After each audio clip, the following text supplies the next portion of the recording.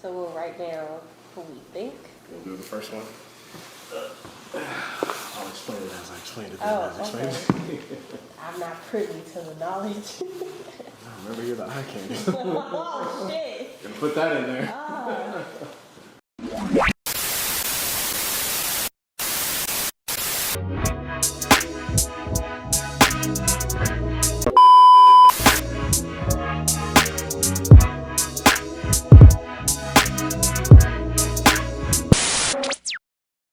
What's poppin' in the streets, everybody? I believe, therefore I am King Sylar. Hope you're doing all right today. You can see the title. You know what we're here for. I do this at every event, and we're gonna have a good time today. Battle predictions for the Wasteland Southside Edition. Today we are joined by a very special guest, the queen herself, Hello. Nstinct. Hello, hello. Oh, let it simmer in. Just let it sink in. Just, oh, it's hot. Foolishness. It's hot. But yeah, so we're here for it, and we're gonna try and give our own personal predictions as far as like who we think is gonna win these battles and why. Definitely let me know your thoughts in the comments. I would definitely love to know your opinion. Am I tripping? Am I spot on? Is it a debatable battle? Is it a landslide? What is it? Definitely let me know. I want to hear your opinions. That's what's most important. But before we get started, please make sure that you hit that subscribe button, like, share the content, follow me on all social media platforms. Our information is right there. If you want to book the king, if you want to book the queen. Yeah, I only want to book the queen, if we're being honest. But it's okay. Exactly. It's all good. It's all good. I'm not going nowhere. We lost 10 years ago. Oh my God. So it is what it is. But yeah, so how this is gonna work, we'll simply just gonna call off the first flyer.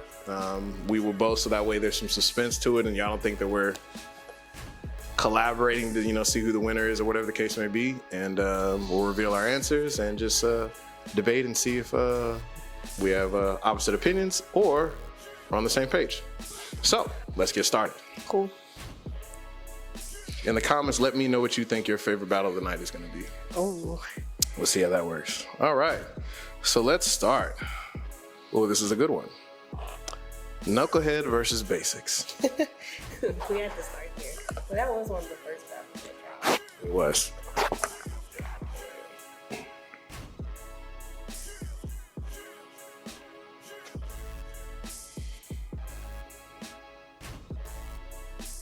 And we have to pick between one. It's not like if it's an unknown, okay, like tie. One or the other. If it's a tie, I'll let you make it, but you're gonna have to defend that hill. If you think it's gonna be a tie, or you can't make a decision.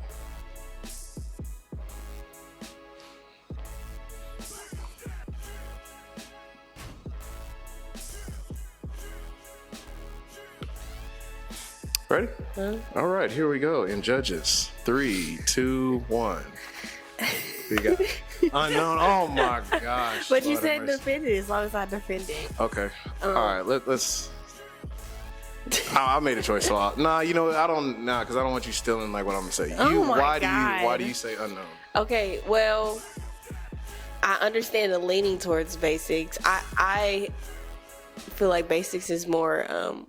Well, actually, we're not going off old Knucklehead. Proof is the new Knucklehead, right? Basics and OG Knucklehead, the original. So it is OG. Okay, Knucklehead. So then yeah, unknown. I feel like because of the time out, I'm not sure what OG Knucklehead is going to present.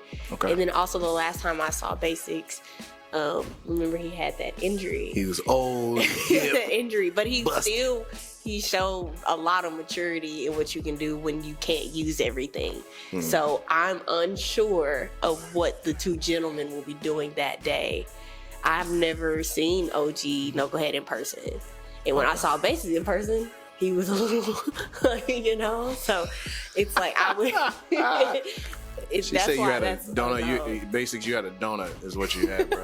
You had 3 wheels and then 1 donut. It was a nice shiny donut though, so it's okay. Lord have mercy. But that's why I am unsure. Okay. All right. Well, for me, I'm going with Basics. I will definitely say a big contribution to that, or contributing factor as far as why I went to Basics, is the timeout. I haven't really seen Nuck consistently in about, I would say about maybe 3 or 4 years, maybe a little bit longer. I could be wrong. But yeah, absolutely. I've seen basics, and I do think that the variety of movement is a lot different. I've seen a lot more maturity personally in terms of creativity from basics. We know that Nuck is legendary for having, some of the most solid crump fundamentally. Definitely has some of the best arms of all time in crump. There's no question about it. I don't think there's anything remotely close to a debate. But I definitely think that as time has gone, the movement has progressed. And unlike back then, or maybe a couple years ago, I would say, obviously before the pandemic, I think there was a heavy emphasis on a lot of stationary movement from crumpers. That's not to say that Nuck is stationary, but obviously we've seen a lot of that from him. Like, he does kind of like sit in the pocket a lot. And I think obviously when we compare that to somebody like Basics, who does have a lot of creativity, a lot of fluid movement, he's texturized a lot. I've seen a lot of combos from him and just like concepts and material that I just haven't expected. I'll definitely say I slept a little bit, because there was one time that he did show up to my class and we were working on combos, and he kicked out and I was doing entry-level combos as far as for the students and kind of telling them how you build them, like, A, B, C. We all know the format that, Solo taught us years ago. Start with one thing and then build, so on and so forth. Y'all know how it goes. But he got in there and I didn't even say anything about levels, and it's not to say that it was unexpected. It was unexpected. Yeah, I didn't expect him. He came up with like a full combo, and it had like, at least I would say like 4 or 5 separate parts. And he did that in a time frame of like, 20 minutes, if that, because he kind of came in, chilled for a little bit, watched me break it down. We had like maybe like 2 songs to do it, and then he was able to formulate a combo from there. And it was just kind of like, well, I wonder what that looks like with him fully recovered, completely labbed, and ready for a battle. And he's on a stage. So we're going to see all the details as far as his movement, because I would definitely say that, Basics is a person who has a lot of details in his movement. So, yeah, so that's why I went with Basics. I get that logic. So, I hope so. So, simple as that, guys. Yeah. So that's what we got for that particular battle. Tell me what your thoughts are. Let me know.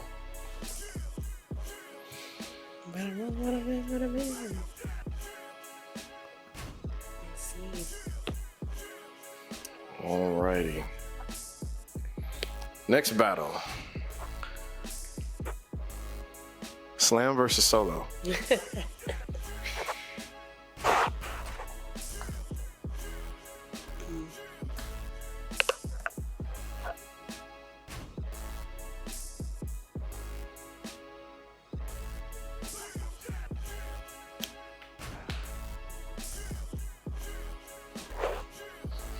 We ready? Mm-hmm. All right, here we go. In 3, 2, 1.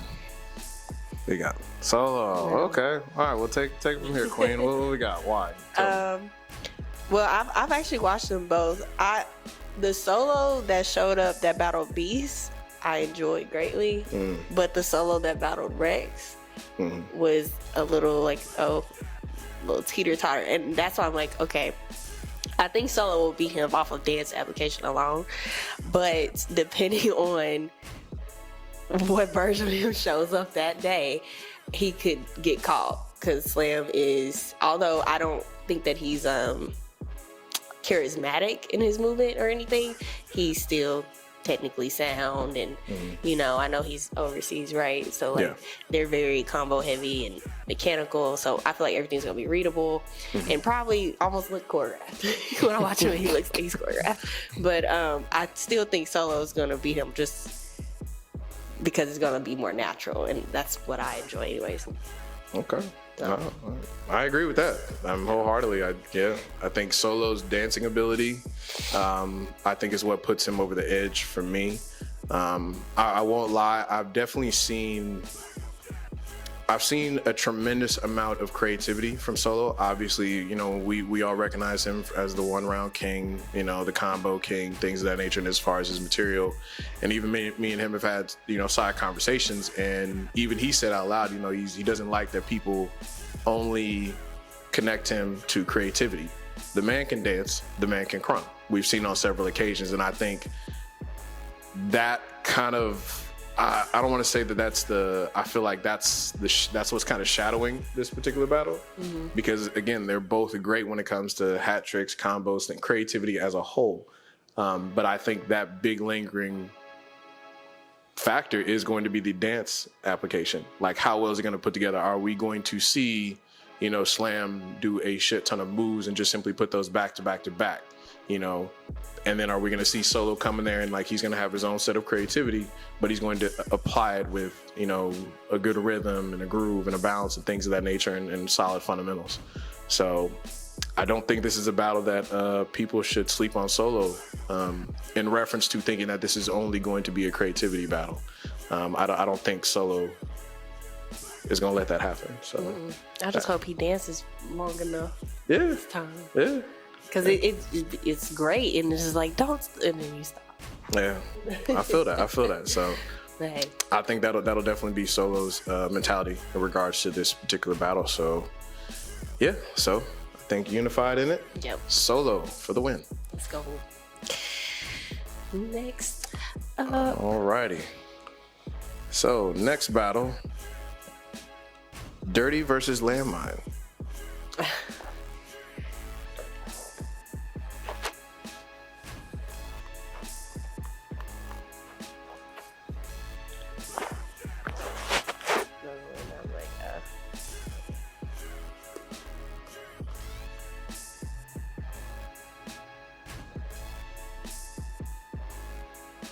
Done?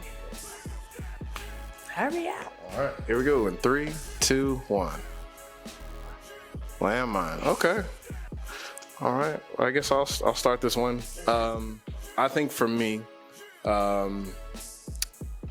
personally, I think it's a variety of crop. I've seen Landmine come in with a complete package on several occasions. And just, I've seen him change levels. I've seen him get off. I've seen him get live. I've seen moment awareness from him. I've pretty much seen the entire package. Now, will I sit here and say that it is always like peak or it's always amazing? No.